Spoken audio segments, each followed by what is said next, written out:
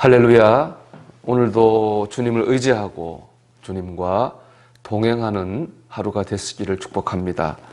오늘 본문에서 가장 강하게 강조되는 표현은 어느 때까지라는 말입니다. 우리 1절을 보면 여호와여 어느 때까지니까 나를 영원히 잊으시나이까 주의 얼굴을 나에게서 어느 때까지 숨기시겠나이까 이렇게 말씀하고요. 2절에도 이 표현이 나옵니다.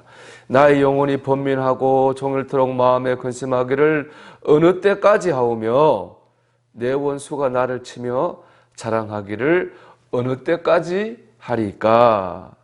이 어느 까지니까라는 탄식이 의미하는 것은 큰 고난과 가혹한 시련입니다.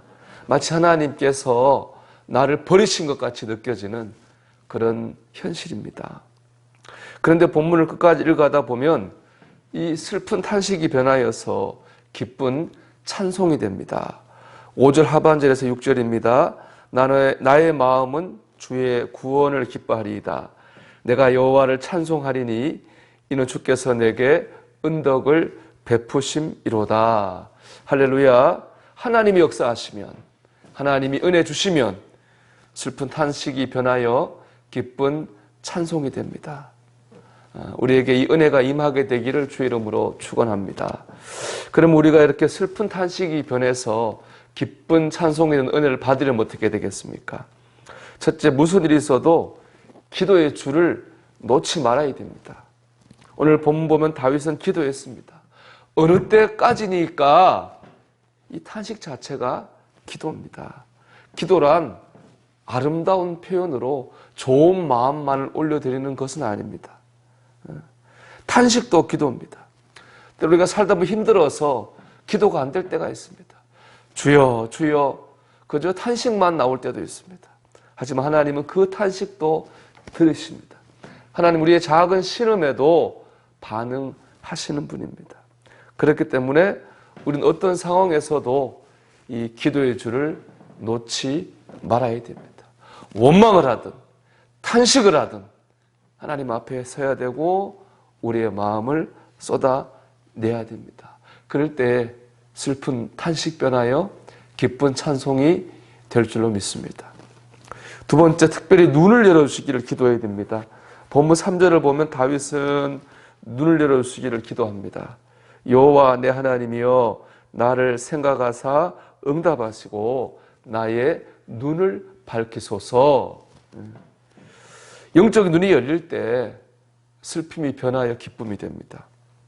초대교회 최초의 순교자는 스데반 집사님입니다. 스데반 집사님은 예수의 복음을 전하다가 돌에 맞아 죽게 되었습니다. 인간적으로 보면 탄식이 날 수밖에 없는 상황이죠. 복음을 전하는 것이 돌에 맞아 죽을 죄는 아니지 않습니까? 하지만 스데반 집사님은 마지막 순간까지 자신을 향해 돌을 던지는 이들을 위해서 오히려 기도했습니다. 그 이유는 스데반 집사님이 믿음의 눈이 열렸기 때문입니다. 사도행전 7장 55절 56절의 말씀입니다.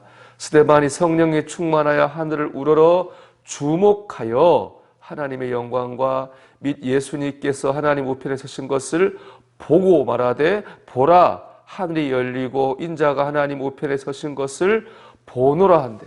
주목하여 보고 보노라 한대. 믿음의 눈이 열렸습니다. 하늘나라를 보게 되었습니다. 하나님 영광을 봤습니다.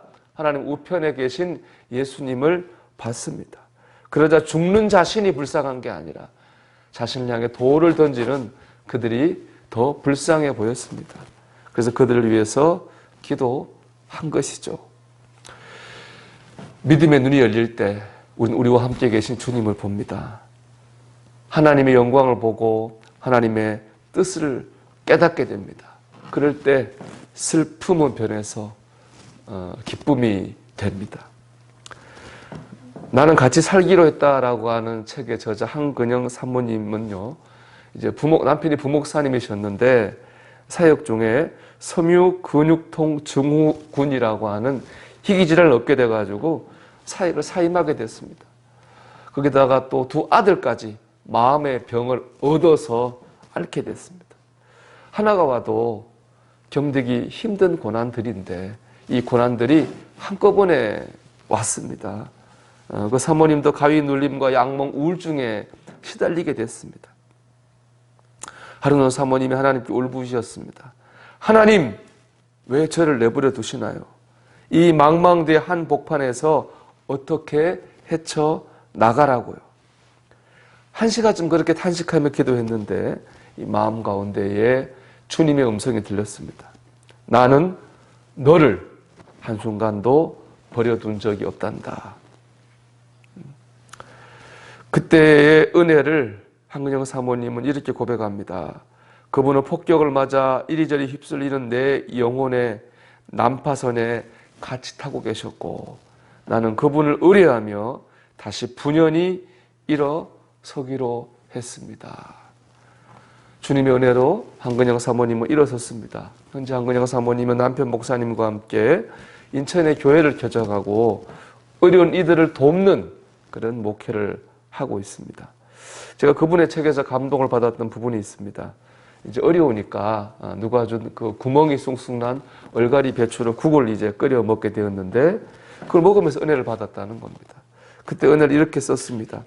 우리가 가는 길 더 힘들어지고 가난해지더라도 그래서 우리 몸에 구멍이 몇 개 더 뚫린다 해도 우리도 이 배추처럼 하늘에서 내려주는 비와 햇살 외에 다른 건 먹지 말고 무공의 배추로 살아남았으면 좋겠다고. 그래서 어느 변두리 아픈 가족들에게 우리 두 사람이 한 끼 건강한 식재료가 되어주면 좋겠다고 저녁을 물린 후에 숫제 무릎을 꿇고 기도까지 했어요. 부디 쓰임받는 그날까지 당신과 나 잘 견뎌주기를. 믿음의 눈이 열리면 함께 계신 주님이 보입니다.